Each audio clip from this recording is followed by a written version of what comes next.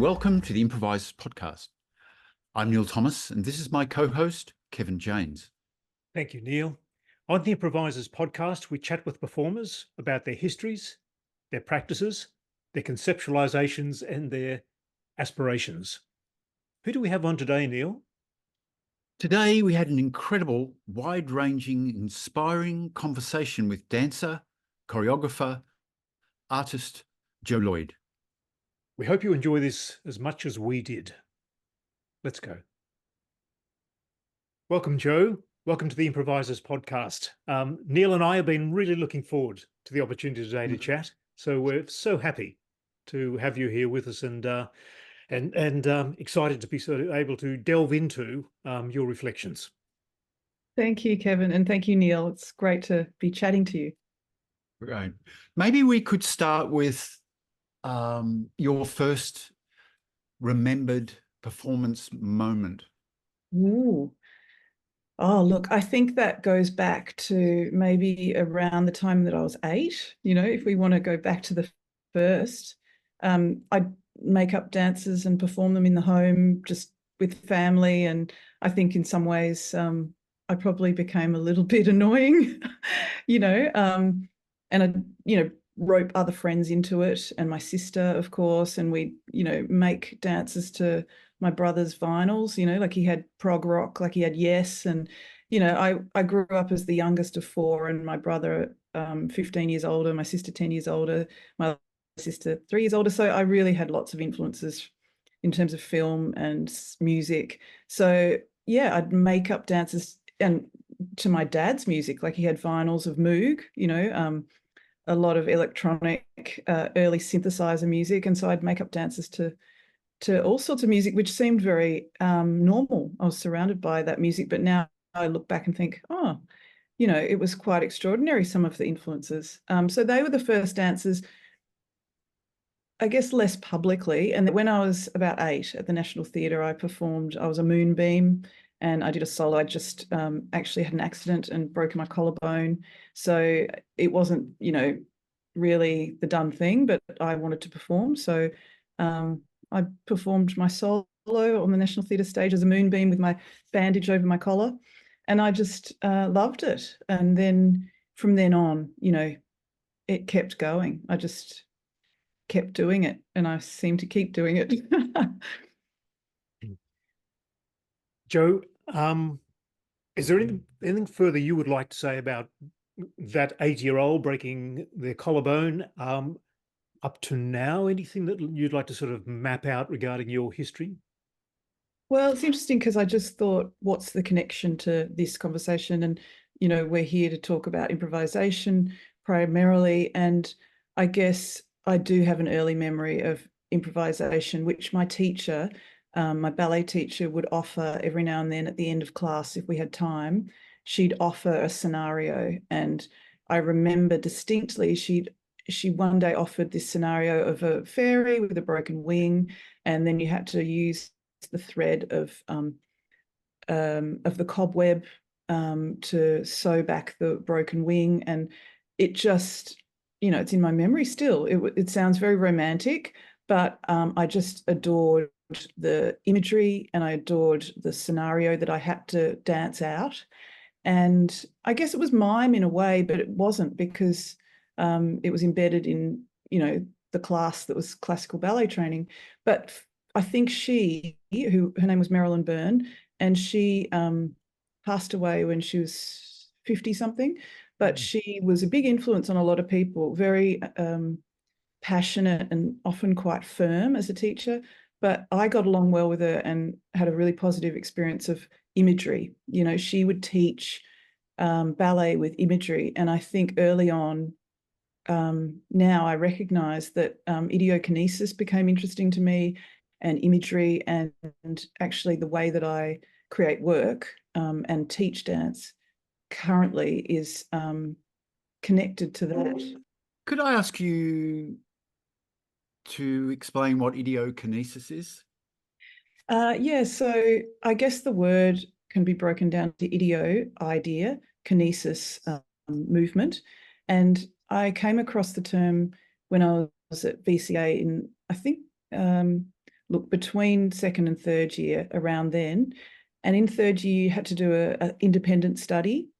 And I chose to look into idiokinesis, and I learnt it through my kinesiology teachers through the course, which was Jane Raff-Shorgy and Shona Innes. And I got fascinated by the work of Lulu Swigard, Mabel Todd, and just, you know, the work of the 9 lines of movement became really interesting for me as a way of altering movement patterns. And I guess it seemed like a real aha moment. And I guess also I had Don Asker as my lecturer through my course, and he was my main teacher in third year. And he was probably the first one that I started to try improvisation practices. You know, he'd get us to put a bit of fabric over our eyes, and we'd watch each other dance in pairs as a group, you know, and it'd be like you'd make sure that person dancing with their eyes blindfolded didn't knock into another student.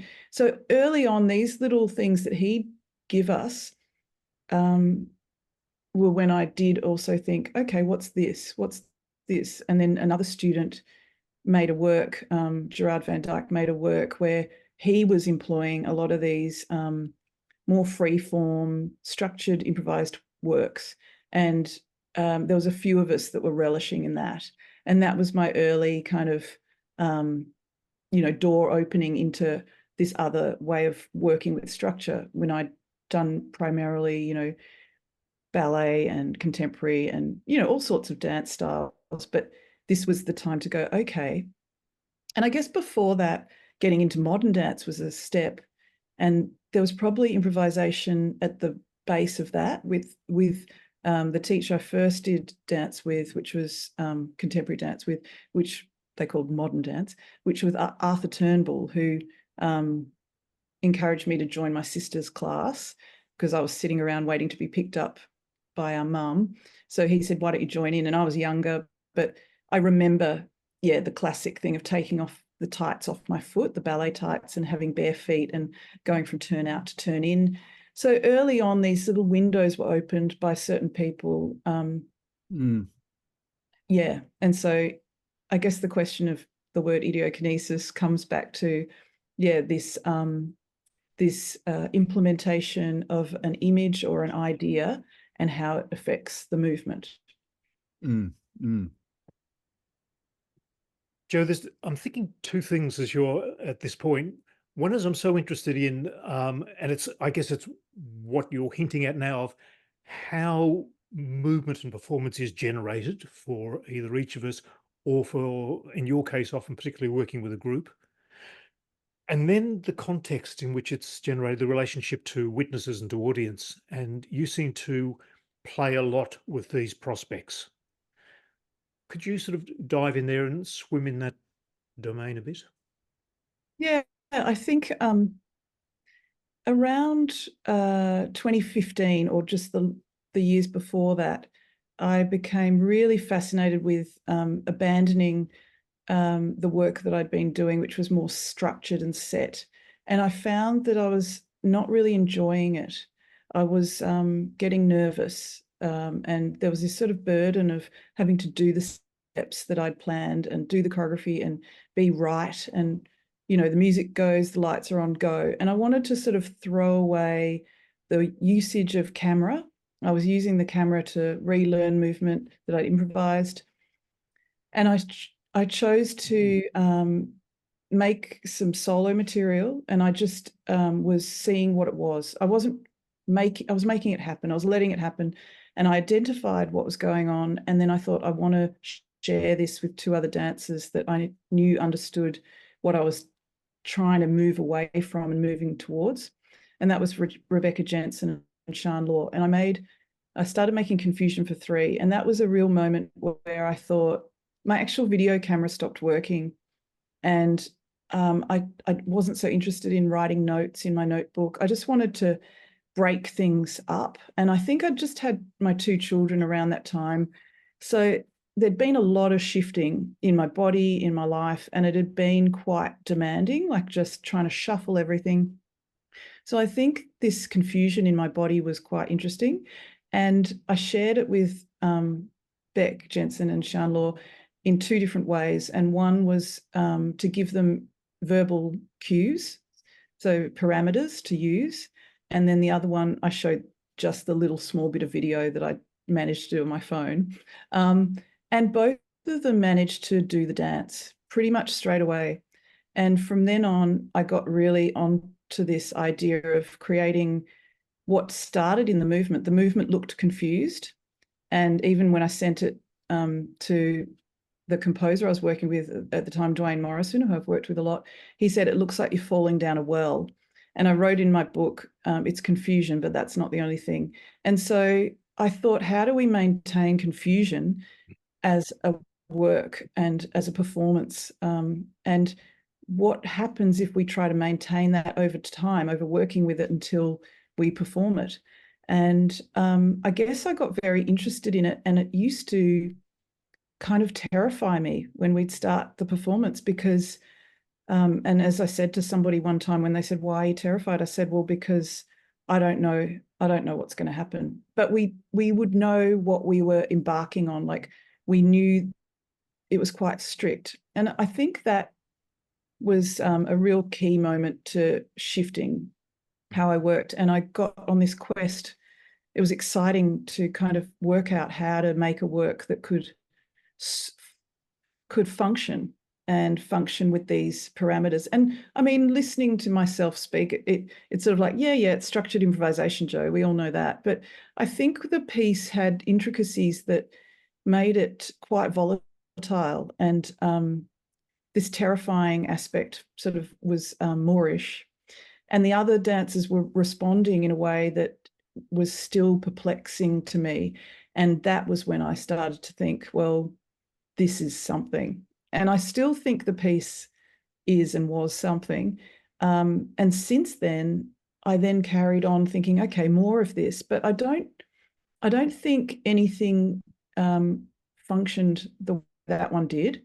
But I think then I took aspects and kept going with it. And even on Saturday, when I was preparing for Now Pieces, which is tomorrow night at Dancehouse, I took an aspect of confusion for 3, that work, and I introduced it to the group, and a couple of them have done this element that's in the work that relies on these parameters. And it is something I'm still interested in, this thing of what worked in previous works and sort of taking that and extracting it and going on where I left off. So I'm not trying to suddenly think, oh, how else can I create structure, and what can percolate, what can perpetuate movement in performance with these strict parameters, but with ultimate choices in live performance where you're choosing to act, react, reject. You're choosing the whole time. So the work is quite a mental, physical, simultaneous quest. But I think also there's been other moments where I've abandoned that too. sort of then run away from what that was or what that became. Yeah, which is another work that I've been doing recently. I'm interested to hear some of the restraints that you apply, just concrete and literally. For example, what are some of the restraints that you're applying to the show tomorrow night, or Tuesday night? Yeah, so it's interesting because tomorrow night the idea I had was to move on from the last Now pieces that I did, which was again a collection of people that knew my movement practices from past works.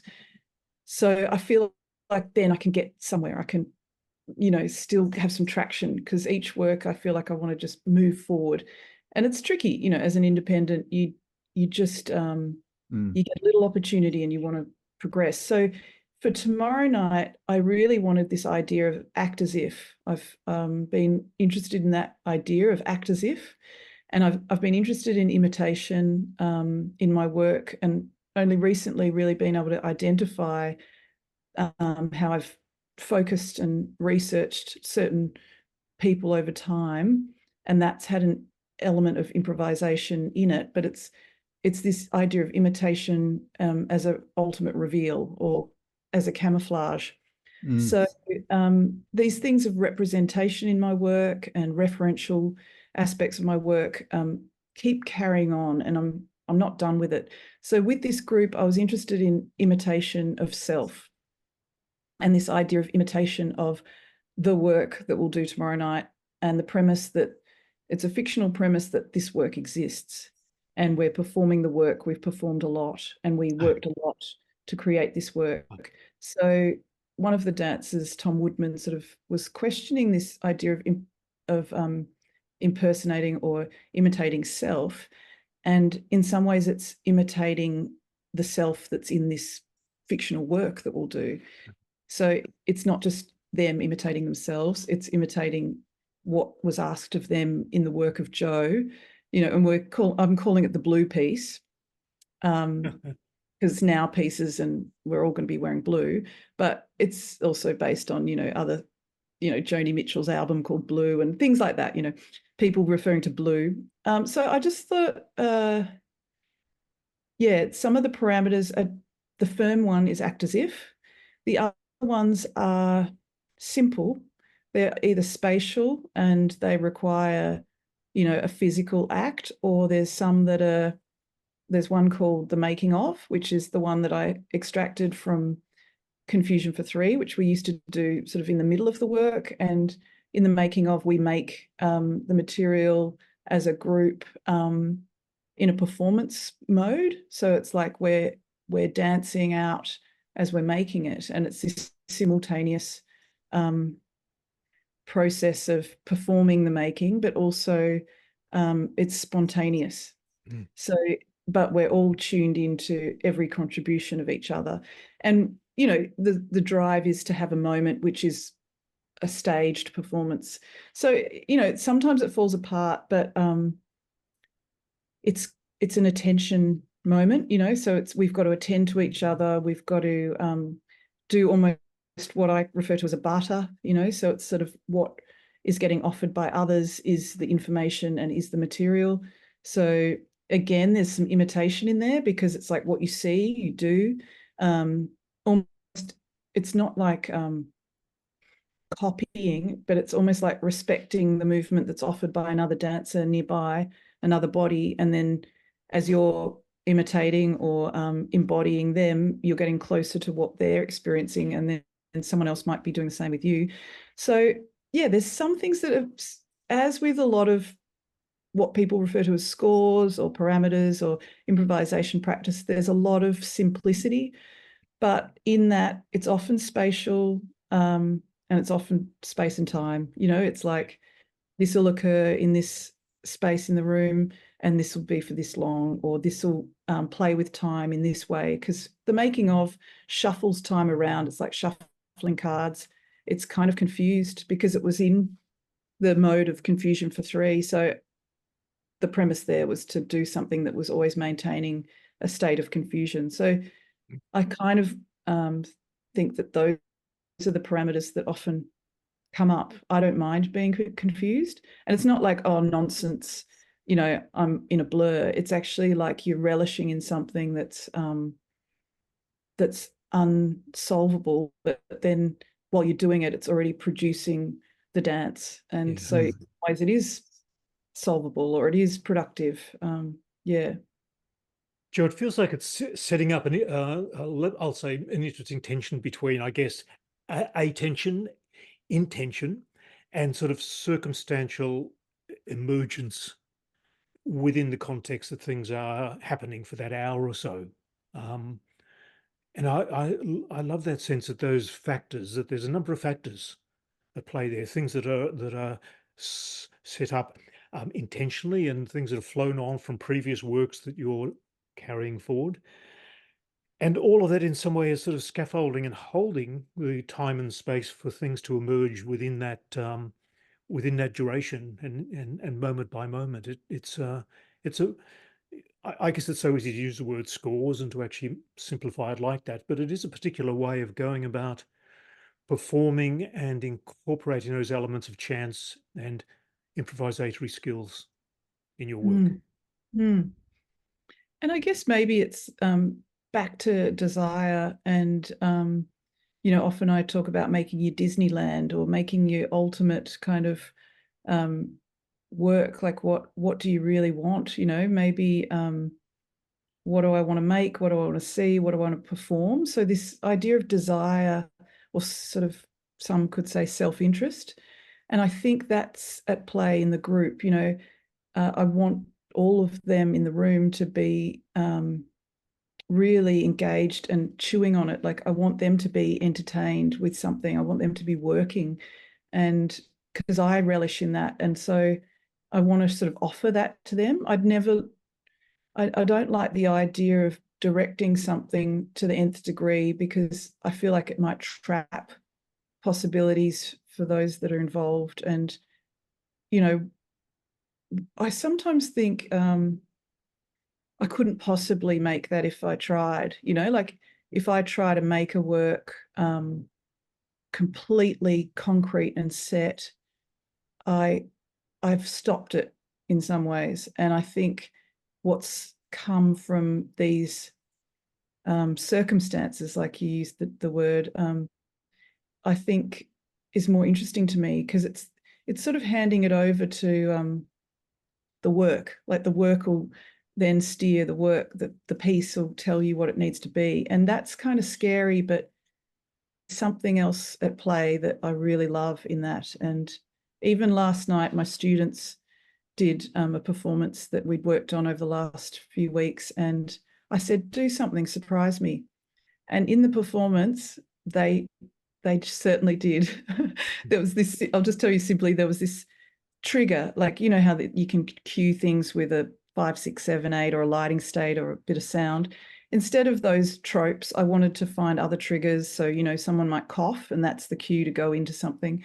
And then I thought, well, someone could scream, So I had these screams that were cues. And then last night on one of the screams, instead of one person screaming, the cast of 22 screamed.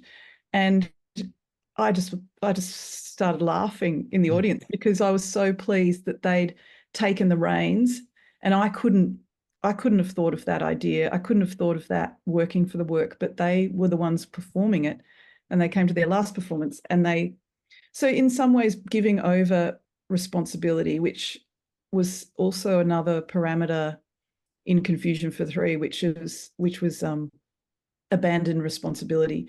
And that was both physically and structurally. And in some ways I used to think, oh, I'm just being slack. Like I'm the director, I should take on that hierarchy. And it was uncomfortable. But I've worked out lately, it's not me being slack. It's just that it's my preferred way of the work unraveling in order for it to become something I can't understand. Like if I can understand it all, then it's kind of dead. It's done. And I don't want to perpetuate myself making that kind of work. Yeah. I think that was the turning point. It was like I was probably done with a certain way of working, and it wasn't moving my work forward. I'd rather be scared. How do you work with music in that with a soundtrack or live music? I mean, do you work with music? Yeah, I mean, I've predominantly worked with Dwayne Morrison, who creates music most of the time, which is, you press play. But our process to get to that point is very much a feedback loop. And a lot of the people I work with, it's like that, with Andrew Trelaw, who does a lot of my costumes. But there was some works where Dwayne mixed live, and Confusion for Three was one of them. It's not his preference, but in some ways, even though it was mixed live, there was very delicate changes. Like it wasn't a ramshackle, path from the start to the end. It was very close to similar each night, but there was intricate detailing. And then other musicians I've worked with, Tina Havelock-Stevens, who's a drummer. She's multidisciplinary. She makes films a lot. But she was one of the drummers in Double Double, as with Evelyn, Ida Morris, and with Deanne Butterworth and I. So the four of us, that was a 2-hour piece with a lot of improvisation and a lot of this oscillating between known and unknown. So with Tina, other works I've done with her, we get to know each other in the process, and we revisit. We don't formally structure, but we revisit in performance, and we can feed off each other. So we get to know each other, and we got to know each other quite quickly and in short bursts before performing. And I guess, when I graduated from VCA, I started working with the music students, and the music students, the film students. And so there was a group of us called Entropy, which was formed by Gerard Van Dyke, and I'm pretty sure Doug Falloon, who was more video, and Peter Brundle was also in the group, and Byron Scullen, who have gone on to be creative, all of them. And we were working with live instruments. I remember one performance, there was a trombone player, and one of the dancers took the slide out of the trombone and moved it to the other side of the room. And, since that and since then, people always say, oh, you don't take the slide away from the trombone player's instrument. So, early on, I was really wrapped up in a lot of work with improvisation and musicians. But now it's interesting. Tomorrow night for Now Pieces, I've selected a piece of music that's always fascinated me, that I got to know in '95 when I bought a CD and played this piece. And it's classical, but it's something that I haven't got out of my system. When you think, oh, actually, let's go on where we left off, and it's got a nice 1-2-1-2 kind of structure. And I feel like that is not what physically we'll be doing. And so I like these sort of two works going on at once.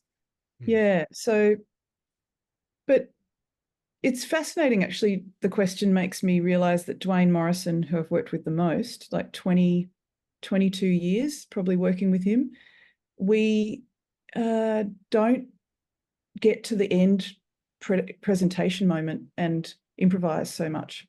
And actually COVID probably affected that even more so, because we couldn't be in the studio together to make my piece Handsome, which happened at the Substation 2022. So I got a little bit sucked back into a work that was sections, and this goes with that, and I think that was one of my moments where I went, oh, I got sucked back into a cake mold, and I'd worked so hard to get out of it. And it was just because we couldn't be in the studio as we normally would, where he would go and bring up something with a state that we were in, and then we'd be like, oh, that was that. And, so there's a lot of that testing and, throwing around of what supports what or why.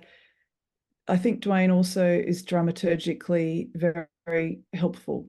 Over the years, it's like he has an instinct and I follow that.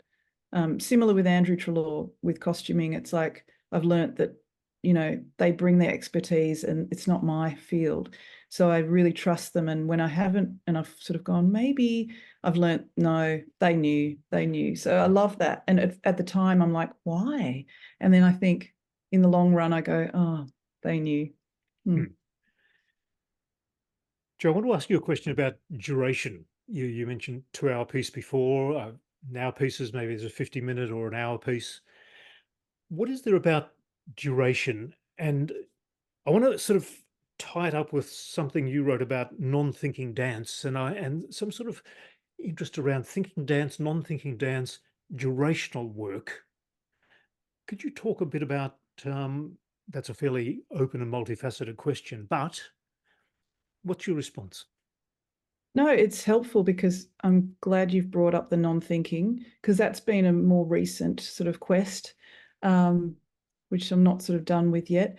But I think the duration probably, now in retrospect, it's probably because some things I come across like a physical state and I think, well, is this just a quick moment, or is this like something that needs to play out? Like, what does the movement need in terms of time and space to play out what it's telling me, or what its quality is, or what it's about, what it's saying. Like, even if I watch a work of someone else's I'm watching, and they start off in some state or in a section, and I think, okay, and then they leave that, and I think, well, why did they start that if they were going to leave that to go somewhere else? Why did they have to go somewhere else? So, not saying they should stay there, but I'm just interested in what requires what, Yep. Like in a film, I guess, like, if there's a scene where you're watching someone travel, how long is needed in the scope of the whole film. So composition comes to mind, but I guess I'd heard about 24-hour projects. So I was entertained by the idea of sustaining a 24-hour project, and I did that a couple of times. And I think, sustaining something means that the behaviour is altered. I think I was interested in what that did to the dance. Maybe also the conditions in which we make work and how that affects what we make. I'm interested in, we could do a performance tonight, we'll do a performance tomorrow night. We spent 2 hours preparing in a way for tomorrow night, but we've spent years working together. So those sorts of things are interesting. And I guess also some contexts, or all contexts really, have a huge impact on the content of the work and what the work is and how it operates. So I guess I've done several works in galleries, and of course galleries have a different sense of time. Some might even think it has a non-time, but really there's opening hours, closing hours. There's no seating bank. There's some tropes that are taken away. So I think working in those contexts have definitely informed the works, and that often means informing the time and when, where, how. I think in some ways the contexts most recently have informed the work to the point where I don't even know if I'm making the work I want to make. I'm making the work for the context, and so I can't even think now. It's like, if I got to choose the ultimate context for what I'm making at the moment, what would that be? And I sound a little bit like a spoilt brat, but it's just the way it's been. Like, I haven't been in a theatre, I don't know when, like I can't remember. And that's just like going back to tradition and thinking, is that still useful? A traditional theatre, because I'm curious, I'm still interested in what it sets up. But yeah, I think that probably covers it in a roundabout way. Oh, but I guess if you come to the non-thinking, that's what the other aspect was of the question. I think I was invited to make a work at Carriageworks as part of the National 4, which is a visual arts exhibition program. And the curator invited me to make a work for the foyer, the huge foyer space at Carriageworks, big concrete space. And the invitation also came with clarity that the work could be there and then it could go and nothing would remain. And the reference was, it's an ephemeral work. And so my notes in the first phone call with the curator was, it's an ephemeral work, the ephemeral work. So I started going with that. I thought, okay, it's an ephemeral work. Dance is ephemeral. And there's, I'm sure millions of opinions and PhDs out there about it. And I was just interested because I guess I'd been looking at Philippa Cullen's archive, and I responded with a work to do with her archive, which was my piece, Archive the Archive. And I guess in OVERTURE, my piece in 2019, 2018 at Artshouse, I was looking at the ephemeral quality of music and Felix and Fanny Mendelssohn and these people in the past, sort of digging back into the past and connecting and moving on where they left off and sort of writing the next chapter of their life when they had unfortunately passed away. So I think FMR was this going on with this idea of the ephemeral, but I thought, well, okay, it's ephemeral. It disappears the minute you do the movement. So let's disappear. And I've been working with Andrew Treloar on these see-through bags. He gave us a bag over our head for OVERTURE, and then there was more bags, and we just kept working with these bags and this kind of simultaneous mode of performance, which is being seen publicly, but also trying to disappear simultaneously. And I think, probably it reaches back, not to get too psychological, but it reaches back to being a kid and dancing all the time and, invite being seen, Deborah Hay. But I guess I was performing and I wanted people to see it, but I don't think I did it purely for attention. I don't think I'm interested in it for that reason, performing. I'm interested in the fact that in public, you perform and it's a public setting, but it's extremely private, really. So I love that. I love getting extremely private in these public settings. And it's interesting because it's not illegal. You could pretty much do most things on stage, or, Marina Abramovich and people have extremes in performance art, but that's interesting. So Ephemer, the piece that I made for Carriageworks for the National Four, was this idea of trying to keep doing the dance and not think, move continuously at speed and not think. And it was the non-thinking dance, or the suspended thinking dance. And I spoke to, a friend who has just become a doctor, and they were helping us work out, what is the brain doing, and it was with Rachel Wisby and Tom Woodman, and the three of us, we practiced. The piece was only about 40 minutes long. That was what was sort of invited as the commission. But then we practiced it, and one day we sort of thought, why not do it for an hour? And I remember thinking, is this how Ravel felt when he wrote Bolero? Like, I'm going insane. Like, I like trying to suspend your thinking while dancing. There's a lot that goes on, and you actually are erasing thought. You're abandoning, you're abstaining continuously at speed. And then we did it for 2 hours one day, and it was quite something. We got blisters on our feet. But it was quite something to see where we could get to, because if we were not thinking, could the audience not think? And then what did that do to the work? Did it disappear? So it was kind of an experiment, but it was quite a beautiful one. And I think it worked in the context, people had something to take away from it, but it became quite an ordeal. And it was moreish, definitely moreish. Like, we'd finish and just be exhausted, but it wasn't about duration and exhaustion. It was more just, could we do it? Could we continue to do that?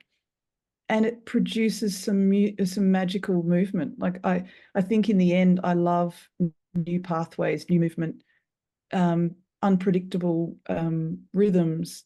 So I think that's what it did. And so that's what I was excited by. But one more thing, sorry, I've got a lot to say. But, one more thing was, it was also connected to something my dad wrote years ago. He worked in chemistry, pharmaceuticals at the Pharmacy College, and drug research. And at one point there was a journal, and it was called the Journal of Irreproducible Results. And he told, I know, isn't that beautiful? Irreproducible results is what we're about, right? So he wrote this little story, but the kind of kernel of the story that stuck with me was, he was thinking, well, if talking about what is fast, like light faster than the speed of sound, sound faster than the speed of light. And then I was thinking, well, movement faster than the speed of thought, or thought faster than the speed of movement. This kind of thing of, like, if you get the movement ahead of the thought, what could happen? So I was sort of interested in emitting an opinion of the movement before it's, like, we often sort of construct before we do. And so this idea of don't think, do, think, don't do, think, do, these kind of things that I oscillate with. Yeah, that was ephemer, the ephemeral. If I could ask you, I'm intrigued by the expression private in the public space. Yeah. Tell me about that.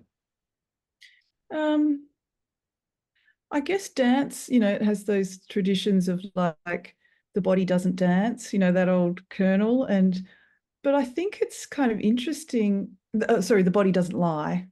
My brain just went ephemeral. So yeah, the body doesn't lie. I think it does. And I think this thing, or you can do whatever you like in your head and with your body. So whatever's physically possible and permissible, you know, most spaces will let you do most things, but some spaces won't. But I guess it's because it's Annie Mokoto is another person I've worked with on a lot of projects who is a dramaturg, but also made her own work for a long time. And she would often be very valuable for me in terms of making work. Our relationship was often her commenting on what she saw. And one time she said, oh, it's the theatre of the reveal.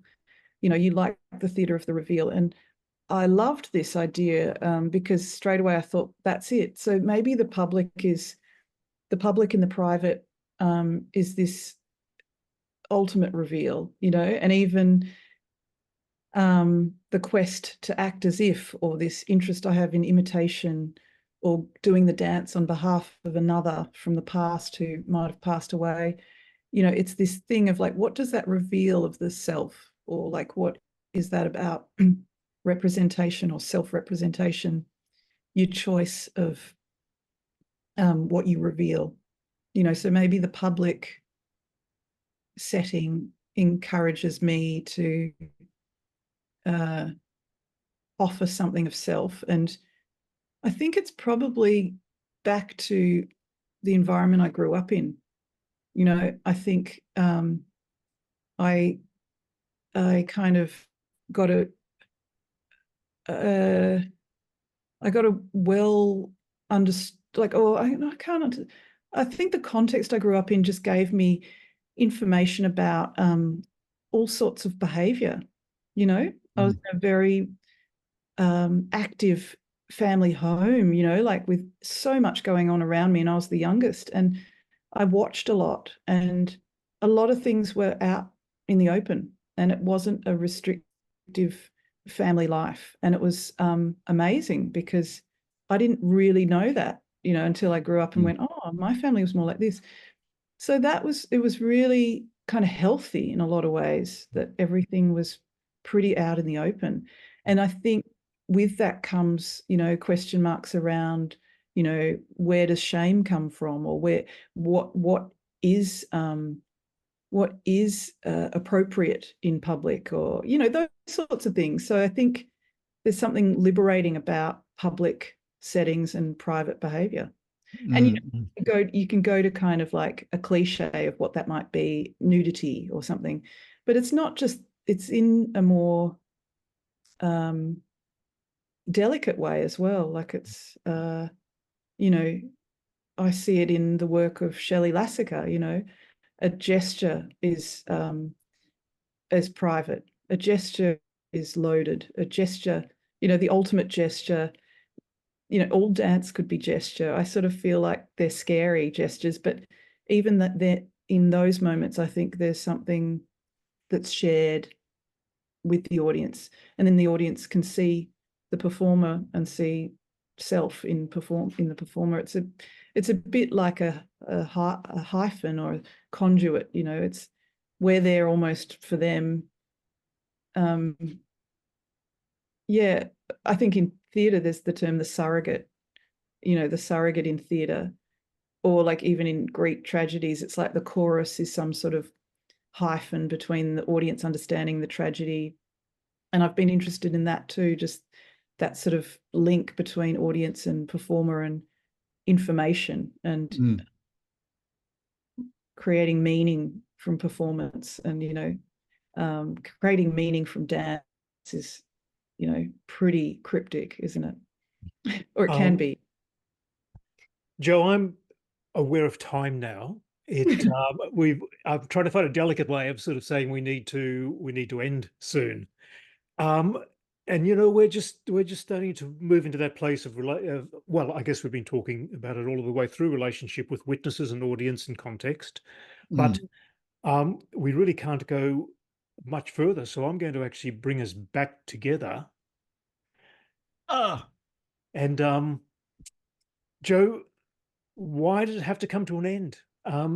Thank you so much for pondering and from the place from which you work, from which you create works, from which you live, from which you consider, from which you seemingly thrive. Thank you so much.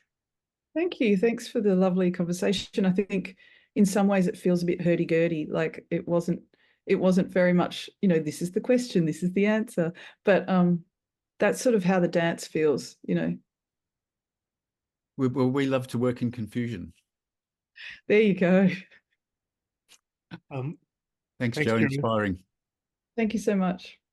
See you. Bye.